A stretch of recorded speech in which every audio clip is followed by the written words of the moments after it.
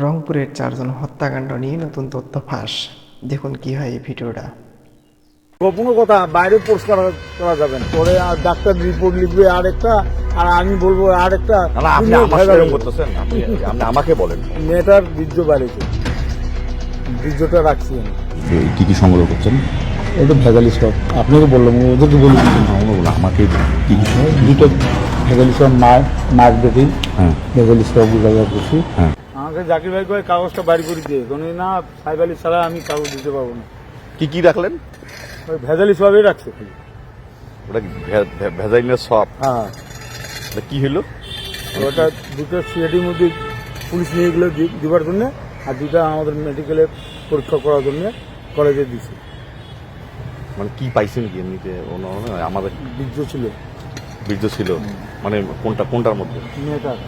মেয়েটা মানে যেটা মেয়েটা, হ্যাঁ তো তাহলে ধর্ষণ হয়েছে? হ্যাঁ, ওরে আল্লাহ। এখন বলা যাবে না যে কি হয়েছে কি না হয়েছে, কিন্তু দুইটা মায়ের বেটি দুইটা স্বভাব রাখা হয়েছে। মেয়েটা তো ধর্ষণ হয়েছে, ডাক্তার কি মানা করতেছে কেন? কি তা বলতে পারলাম না। এখন ডাক্তার জানে আর রিপোর্ট জানে।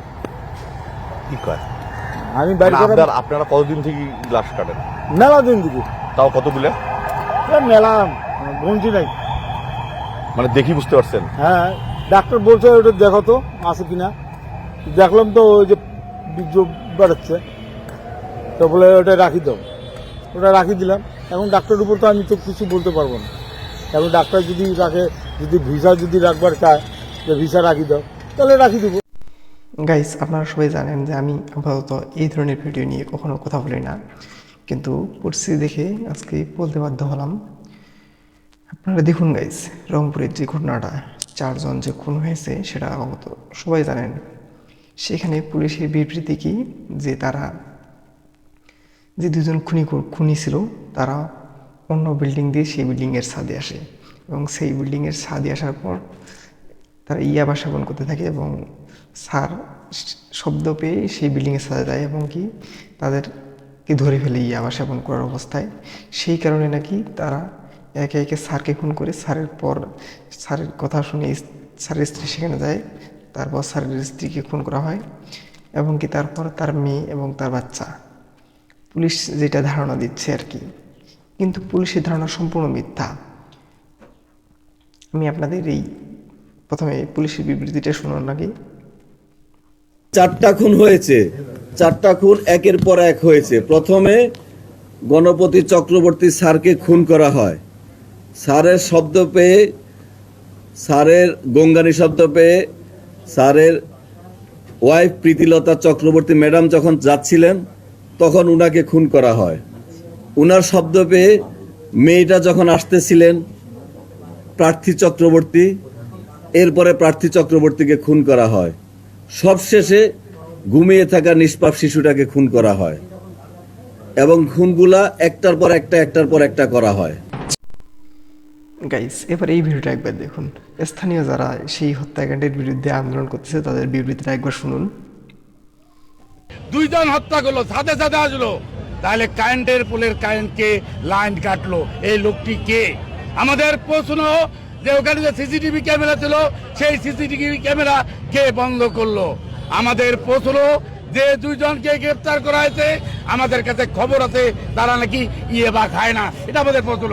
আপনারা পরীক্ষা করে দেখুন তারা ইয়েবা ওর কিনা। আজকে এই প্রশ্নগুলো হাজারো প্রশ্ন আজকে যায়। গাইস, আমি কিছু বুঝতে পারি না, 2 জন মানুষ 4 জনকে কীভাবে মারলো?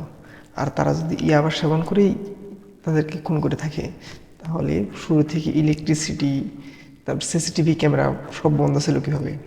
এটা তো পরিষ্কার বোঝা যাচ্ছে যে পরিকল্পিতভাবে এটা একটা খুন হয়েছে, পরিকল্পিতভাবে সব হয়েছে। আর তাদের তাদের যে বক্তব্য, তাদেরকে দড়ি পেঁচিয়ে, কাপড় দিয়ে, গামছা দিয়ে গলার টিপে বা শ্বাসরোধ করে মারা হয়েছে, কিন্তু এখানে তো পরিষ্কারভাবে উল্লেখিত যে সেখানে সেই মেয়েটি এবং তার স্ত্রী ধর্ষণ হয়েছে। সো গাইস, আমি আর কি বলবো, দেশের পরিস্থিতি এমন পর্যায়ে যে পুলিশ প্রশাসন সহ এমন নাটকীয়তা সাজায় যেখানে বলার বাইরে। তারা কাকে বাঁচাতে চাচ্ছে আমি কিছু বুঝতে পারতেছি না। আমার বলার আর ভাষা নেই। আমার মতে যেই খুনি হোক না কেন, দেশের এই পরিস্থিতি বিগড়ে যাচ্ছে দিন দিন, দেশে বাস করার জন্য অযোগ্য হয়ে যাচ্ছে। তাই সঠিক তদন্ত হোক আর সঠিক খুনিকে ধরে শাস্তির আওতায় আনা হোক, আমার এটাই কামনা।